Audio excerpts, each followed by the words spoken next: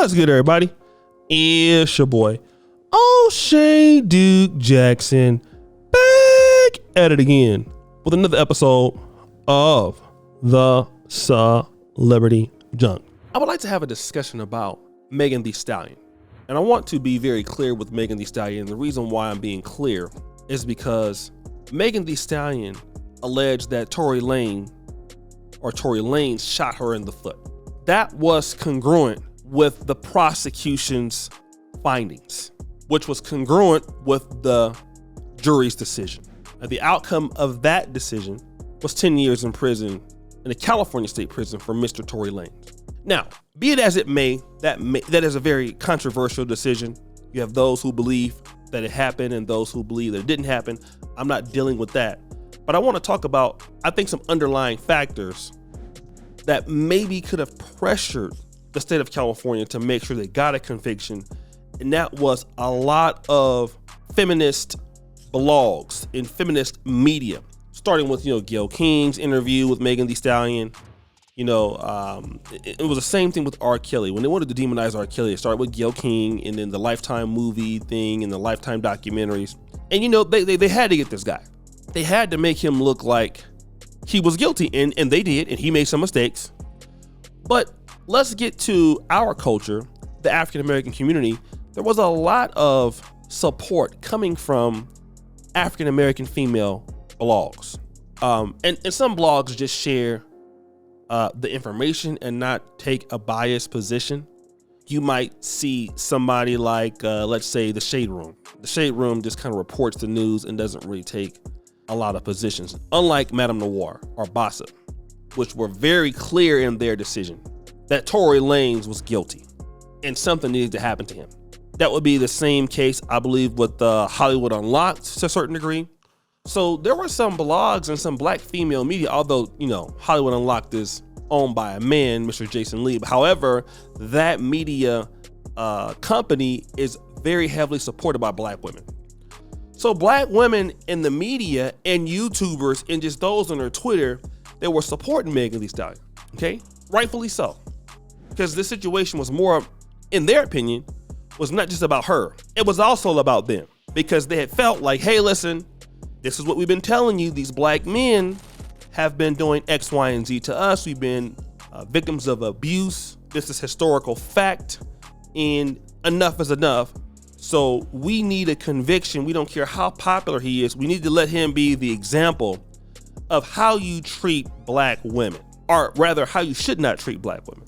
Okay, so that was a situation.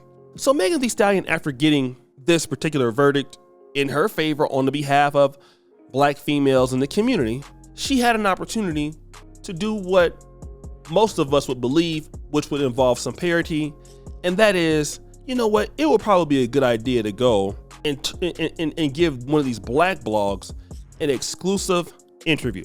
And it makes sense because you would think that probably, the majority of the fans that she's rapping to are going to be black women. Okay? But no, that olive branch was not put out by Megan Thee Stallion. She decided to go to Elle Magazine and give them an exclusive. So I want to talk about this Twitter post here from Harriet Eve 9, and I want to read what she said. According to sources, Megan Thee Stallion trashed black media, even though the black media outlet supported her during the Tory Lanez trial. Black media ran with the Protect Black Woman campaign for Megan. As soon as Tory was convicted, she went to Elle, a predominantly white audience, to give her one and only story. So now, some people are going to say that black media trashed her. She was disrespected. She was ate up. Black media tears her down and treated her like trash. Black media did not support her. They helped circulate Tory Lanez harassment online. And the black media ran with the only negative story. So that could have been the case. Certainly, media takeout, things like that. But the thing that I want to talk about, and we talk about black media, outside of DJ Academics, I saw some black media like Media Takeout that might have had some stories playing both sides of the fence. But the black media stories, if you want to say, were out there hating on Meg Thee Stallion. I'm talking about for those who say that they trashed her. Who owns these black media outlets? I'm gonna tell you who owns them. It's not black men, for the most part, outside of Jason Lee. Or let me say this here, it's not heterosexual black men, okay? Most black media outlets, if they're not owned by non-blacks like BET, they're owned by black women themselves, okay? And now what we're finding out is damned if you do, damned if you don't, okay? Here's the case that we have here. Meg felt that she was trashed by black media, owned by black women. Now you have black women saying, why don't you come and give us the exclusive?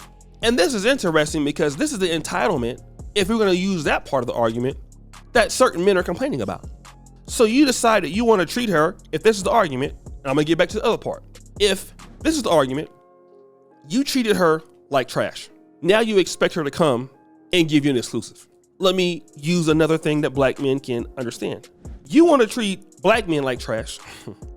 Then when they go to the Passport Bros, you have a problem with it. A lot of women didn't have a problem with her going to Elle magazine because black media trashed them. But when black men do the same thing, they got a problem with it. That's very interesting.